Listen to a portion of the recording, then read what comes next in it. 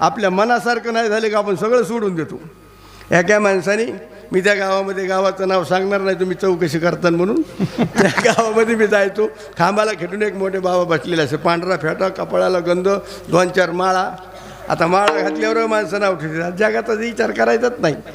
जगा असे कलाकार आहे, माळा नाही घालणार, घातली की तर काय आहे का माळ होती, आणि एखाद्याने घातली का 2-4 माळा घातल्यात बाबा. आम्हाला ते भव्य कपडे हे बघितले का माणसं लय बाबा, का बाबा कुठलेच, तिथून सुरुवात करणार. आपल्या धर्मातही, मुस्लिम धर्मामध्ये त्यांच्या मौलानाला कोणीच नाव ठेवत नाही. आणि आपला महाराजाकडे झालं का बाबा, कावा यायचा आहे.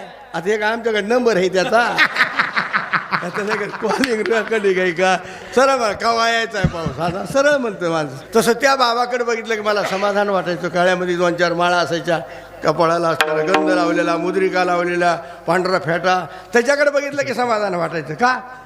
कारण वारकरी संप्रदायाचा तो श्रंगार आहे म्हणून समाधान वाटायचं.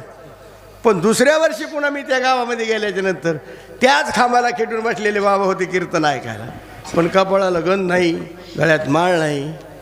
मी म्हणलं काय मिळेल बाबा, तुम्ही जुळे भाऊ आहेत का, अजून एखादा आहे का तुमच्यासारखा? म्हणलं नाही, मी एकूण तर एकच आहे. आणि म्हणलं मग हे गळ्यात माळ आणि ते, म्हणलं मीच होतो. म्हणलं मग आता का म्हण काय केलं? म्हणलं काढून टाकलं. म्हणलं आपण सगळं सोडून दिलं. म्हणलं मी म्हणलं का? म्हणला देव बिला वडाचा सोबती राव. म्हणलं काय झालं सांगा ना. म्हणलं मी 5 एकरमध्ये 9 बोर घेतले पाण्यासाठी, 5 एकरमध्ये 9 बोर घेतले. म्हणलं मग थेंब नाही लागला. मी महिनावार करी, पंढरीचा महिनावार करी, अर्धा किलोचा टाळ छटाकावर आणला मी, काकडा ते करू.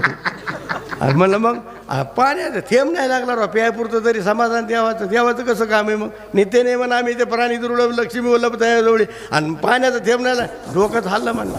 आणि आमच्या शेजारी राहतो, गावाला कुणाला नीट बोलत नाही, सुधीवर नसतो, तनी नुसतं 5 फुटच अंतर आहे म्हणलं पलीकडून, मग बांधतं त्या बांधावर त्यांनी 100 फुटच बोर घेतला, एकच असा भाळकांडाच लागला.